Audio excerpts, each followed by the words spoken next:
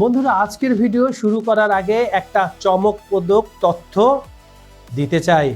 Russia, যে দেশটাকে বলা হয় নিউক্লিয়ার সুপার পাওয়ার, সেই রাশিয়া আজ অর্থনৈতিকভাবে একটা ফাঁপা কঙ্কালে পরিণত হচ্ছে।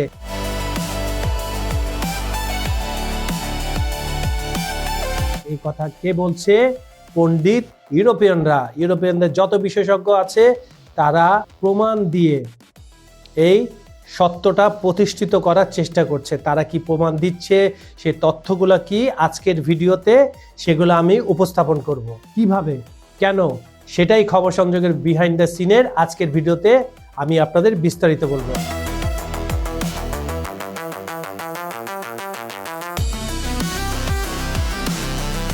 এবং যে তথ্য আপনারা জানবেন তা আসলে মাইন্ড ব্লোয়িং, তাই ভিডিওটা শেষ পর্যন্ত দেখবেন এবং লাইক শেয়ার করতে ভুলবেন না। চলুন তাহলে শুরু করি। ইউক্রেন জাস্ট রাশিয়াকে ফাঁপা কর্পসে পরিণত করেছে। তারা আগামী 100 বছর উঠে দাঁড়াতে পারবে না, বলছে কারা? ইউরোপের পণ্ডিতরা। 2022 সালের ফেব্রুয়ারি থেকে শুরু করা যাক। পুতিন যখন ইউক্রেনে পূর্ণ মাত্রায় আক্রমণ শুরু করেছিলেন তখন তিনি ভেবেছিলেন, শুধু তিনি না, পুরো পৃথিবী ভেবেছিল মাত্র কয়েকদিনে ইউক্রেন দখল হয়ে যাবে। কিন্তু বাস্তবতা হলো আজ পর্যন্ত প্রায় 4 বছর হয়ে গেছে এবং যুদ্ধ এখনো চলছে। কারণ ন্যাটো সাহায্য করছে, 32টা দেশ সাহায্য করছে ইউক্রেনকে।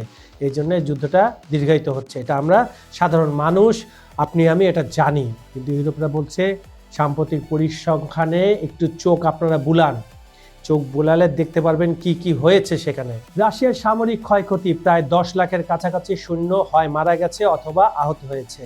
2025 সালে রাশিয়া মাসিক গড়ে মাত্র 171 বর্গমাইল এলাকা দখল করেছে। পুতিন যে বিভিন্ন সময় বিভিন্ন দাবি করে, এগুলা পুরোপুরি সত্য নয় বলেও পশ্চিমারা বলছে। ইউক্রেনের অবকাঠামোতে প্রায় 1100-এর বেশি আক্রমণ চালিয়েছে এই সময় কে? রাশিয়া।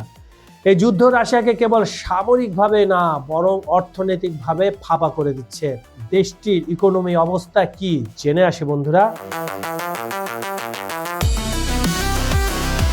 এখন আসল কথায় আসি, রাশিয়ার অর্থনীতি কতটা ভয়াবহ অবস্থায় পৌঁছেছে। জিডিপির যদি গ্রোথ আমরা দেখি তাহলে সেটা কমায় চলে গেছে। কেন? ইউরোপিয়ানরা কেন এটাকে কমায়? ইউরোপিয়ান সে বিশেষজ্ঞ টিম এখানে হান্দায় গেছে, দূর থেকে আয়া ফাট করে হান্দায়। তারা একটা নথি বাইর করছে যে দেখেন একদম রাশিয়া কঙ্কাল হয়ে যেতেছে অর্থনৈতিকভাবে। এই সেই তাদের এই নথিগুলোর মধ্যে প্রথমটা হচ্ছে 2023-24 সালে রাশিয়ার অর্থনীতি 4% প্লাস গ্রোথ করেছিল। এটা নিয়ে খুব লাফালাফি তারা করছিল, কিন্তু 2025-এ এসে সেটা নেমে এসেছে মাত্র 0.6%, -1%। ইউরোপীয় বিশ্লেষকরা বলছেন 2026 সালেও এই একই অবস্থা থাকবে যদি নাটকীয়ভাবে কোনো সিনারিও চেঞ্জ না হয়। আরে বেটা, তোরা বোকা নাকি রে বেটা? তোরা জানোস না পুতিন বসে আছে মানে এমন একটা চাল দিব ওগো জিডিপি আবার রকেটের মতো উড়ে যাব। তোরা চা দেখ খালি কি হয়। কেন এমন হচ্ছে? কারণটা খুব সিম্পল, সেই বিশেষজ্ঞদের ভাষায় যুদ্ধের জন্য যে খরচ হচ্ছিল সেটা ফুরিয়ে যাচ্ছে। অস্ত্র কারখানা ফুল ক্যাটাগরিতে চলছে, কিন্তু আর বাড়ানোর জায়গা নেই। শ্রমিকের তীব্র সংকট, বাজেট ডেফিসিট এবং রিজার্ভ সংকট চলছে। রাশিয়ার 2025 সালে বাজেট ঘাটতি হয়েছে বিশাল। তারা যে পরিমাণ টাকা আয়ের আশা করেছিল তার থেকে 40.3 ট্রিলিয়ন রুবেল কম পেয়েছে। আসলে পেয়েছে মাত্র 36.6 ট্রিলিয়ন।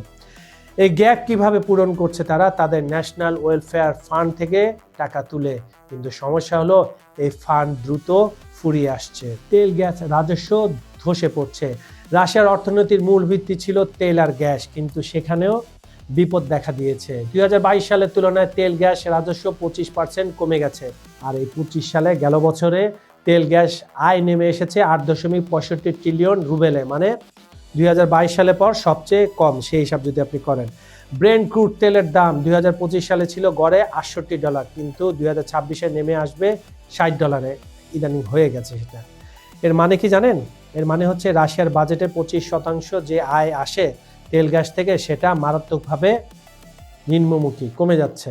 2026-এর ভবিষ্যৎ, এই যে আমরা বসে আছি 18 তারিখে জানুয়ারি, বিশেষজ্ঞরা অনেক ক্যালকুলেশন করছে। ক্যালকুলেশন করে আর কি কি হবে সেটা একটা চার্ট দিয়েছে, menu chart. This is the right menu chart you decided. বন্ধুরা আপনারা ডিসাইড করেন ওদের সাথে আপনার মিলে কিনা। রাশিয়ার জন্য কি কি হতে পারে? অর্থনীতি স্থবির হবে, 1%-এর নিচে গ্রোথ হবে। তারপর কি লিখেছে মেনু চার্টে কি আছে? মুদ্রাস্ফীতি উচ্চ থাকবে, বাজেট ঘাটতি বাড়বে, নিষেধাজ্ঞার চাপ আরও বাড়বে, মানুষের জীবনযাত্রার মান কমতে থাকবে। আরও কিছু নতুন থাকলে ঢুকাও, মেনু চার্ট তো লম্বা করতে পারো তোমরা, ঢুকাও আমরা সেটা দেখব। তারপর পুতিন কোনটা কাটে কোনটা রাখে তার ব্যাপার। Ex CI director William Burns বলেছেন রাশিয়ার মোট ক্ষয়ক্ষতি 11 লক্ষ সৈন্য। আর ইউক্রেনের জন্য দেখি এখানে ইউক্রেনের জন্য কি কি আছে। পশ্চিমের সহায়তা অব্যাহত থাকবে, তোমরা কইছে কানে কানে আইসা বলে গেছে, ওটা আমেরিকা যাইতেছে কেন ন্যাটো ছাড়া, ফ্রান্স যাইতেছে কেন ন্যাটো ছাড়া, তোমরা সাহায্য করবো কে? উগান্ডা করবো? উগান্ডার নাম বলে তো উগান্ডার অপমান হইব জেলেনস্কির কারণে। দীর্ঘমেয়াদী প্রতিরক্ষা পরিকল্পনা চলছে। ওরে বাপ রে বাপ, চিন্তার বিষয়, থিঙ্কিং করছেন। দীর্ঘমেয়াদী প্রতিরক্ষা পরিকল্পনা, মাই গড, এত টাকা ফাইভ কই? মাটি খুঁড়বো, ইউক্রেনে মাটি খুঁড়বো আর জেলেনস্কি টাকা বলতেছেন। এই বিরক্তিকর কথাবার্তা। নতুন অস্ত্র সাহায্য আছে, রিপিট, নতুন অস্ত্র সাহায্য আসছে। কোথা থেকে আসছে? মঙ্গল গ্রহ থেকে আসছে না তোর বাপের ঘর থেকে আসতেছে? তোমরা যে টমাহক দিব এভাবে দিব করে তো জেলেনস্কি দিল না, একবার পকেটে নেয়, এবার পকেটে বাইর করে, এই না টমাহক, ললিপপ খাও, 1 ললিপপ, 2 ললিপপ, 3 ললিপপ, 4 ললিপপ, মানে ললিপপের মতো তোমার ক্ষেপণাস্ত্র বা বিক্রি করা যায় বাজারে, চাইলো আর দিয়ে দিল। যত সব বাজে কথা, বাজে প্রেডিকশন। আবার কি যুক্তরাজ্য থেকে নাইটফল আইব, ক্ষেপণাস্ত্র আইব, যাক সে কথা। এইসব মানে ইউরোপিয়ানদের বিশেষজ্ঞ শুনলে মাথা ঠিক রাখতে পারি না, সরি টু সে। বন্ধুরা আপনারা মাথা গরম করেন না, আপনারা বেশি বেশি করে আমাদের চ্যানেলটা দেখেন। পিস ডিল কি সম্ভব? ট্রাম্প এবং জেলেনস্কি শান্তি প্রস্তাব নিয়ে কথা বলেছেন। তারা 90 থেকে 95% বিষয়ে একমত হয়েছেন, কিন্তু সমস্যা হলো পুতিন। তিনি এখনো কোনো বড় ছাড় দিতে রাজি না। কেন ছাড় দিব রে বেটা? একটার পর একটা জায়গা দখল করে নিতেছে, আবার ছাড় দিব? ফালতু যত সব কথা। ইচ্ছা হইলো একটা বানাই দিলাম, এই চার্ট বানাই দিলাম, রাশিয়ার এত ক্ষতি হয়েছে, ইউক্রেনের এই হয়েছে সেই হয়েছে, ভবিষ্যৎ হইব। যাক সে কথা। রাশিয়ার দাবি কি? দখলকৃত এলাকা রাখতে চায়, ন্যাটো সম্প্রসারণ বন্ধ, নিষেধাজ্ঞা তুলে নেওয়া। বন্ধুরা সুযোগ পেলে আপনারা ইউরোপ থেকেও তো দেখছেন, ইউরোপে যাবেন, আমরা সুযোগ পেলে ইউরোপে যাব। ইউরোপের মানুষ, ইউরোপের স্থান এত সুন্দর, কিন্তু তাদের এই টাকা খাওয়া যে বিশেষজ্ঞরা আছে তারা যে কি করে আই ডোন্ট নো। ইউক্রেনের অবস্থান, নিজেদের ভূখণ্ডের অখণ্ডতা চায়, পশ্চিমা নিরাপত্তা গ্যারান্টি চায়, দখলকৃত এলাকা রাশিয়ার বলে মানবে না। ওরা পুরো মামাবাড়িটা তোমরা চাও, মামাবাড়ি পুরো আম গাছ চাও, হাইরা যেতেছে জিনিস, দখল হয়ে যেতেছে, ওইটা আবার ফেরত চাও। খেলা হবে, খেলারও বাকি আছে, পুতিন এলো, খেলা বাকি আছে, কিছুই তো দেখায় না ইউক্রেনে, খেলা হবে। বিশ্লেষকরা বলছেন 2026 সালে শান্তি হওয়ার সম্ভাবনা খুবই কম। এখন প্রশ্ন হলো রাশিয়া কি সত্যি 100 বছর সেরে উঠতে পারবে না? দেখুন 100 বছর এটা একটা সিম্বলিক কথা, তারাই আবার এটা বলছে, কিন্তু বাস্তবতা হলো রাশিয়া যে ক্ষতির সম্মুখীন হচ্ছে, মানব সম্পদের অপরিণীয় ক্ষতি, 11 লক্ষ সৈন্যের ক্ষয়ক্ষতি, এরা দেশের যুবশক্তি যারা অর্থনীতিতে অবদান রাখতে পারত, প্রযুক্তিগত পেছনে চলে যাওয়া, নিষেধাজ্ঞার কারণে আধুনিক প্রযুক্তি থেকে বিচ্ছিন্ন হয়েছে। ডাহা মিথ্যা কথা। চীন সাহায্য করছে, চীনের কাছে যে টেকনোলজি আছে আমেরিকার কাছে সেটা নাই। আবার আমেরিকার টেকনোলজি রিভার্স ইঞ্জিনিয়ারিং হয়ে রাশিয়ার কাছে চলে আসছে। এগুলো আপনারা বলতে পারেন না, এই পয়েন্টগুলো দিতে পারেন না আপনারা? মিস্টার বিশেষজ্ঞ, ব্রেন ড্রেন, শিক্ষিত মধ্যবিত্তরা দেশ ছেড়ে পালাচ্ছে। আরে কোন দেশে, পৃথিবীর এমন একটা দেশের নাম বলে যেখানে মেধাবীরা থাকে, তাদের চাহিদা থাকে, অনেক আবার ফেরতও আসে। আমেরিকা যায়, ভালো জীবনযাপনের জন্য যায়, মেধা নিয়ে যায়। শুধু রাশিয়া না, প্রতিটা দেশ থেকে এভাবে যায়। বিশ্বাসযোগ্যতা হারানো, ব্যবসা বাণিজ্যে আন্তর্জাতিক বিশ্বাস নষ্ট হয়েছে, পরিকাঠামো ধ্বংস। ওরে বাপরে বাপ, শত শত পশ্চিম কোম্পানি রাশিয়া ছেড়ে চলে যাচ্ছে। কিন্তু রাশিয়া কি সম্পূর্ণ ধসে পড়বে? না, নো, নেভার। রাশিয়া এখনো পারমাণবিক শক্তিধর দেশ, বিশাল প্রাকৃতিক সম্পদ আছে, চীন ভারতের সাথে বাণিজ্য চালিয়ে যাচ্ছে।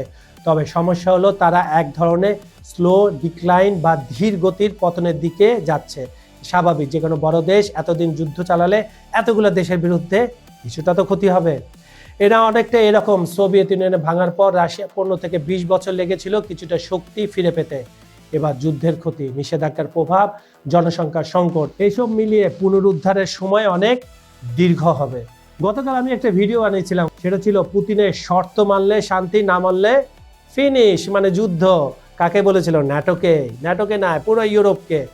আজ এই পর্যন্ত আমি কাজল হাতে বিদায় নিচ্ছি। আর সেই ভিডিওটা পুরোপুরি দেখেন, এটা শেষ করে প্রতিশ্রুতি থাকলেও কাল একই সময় আবার ফিরবো নতুন টপিক, গভীর বিশ্লেষণ আর আরো বড় দৃষ্টিভঙ্গি নিয়ে।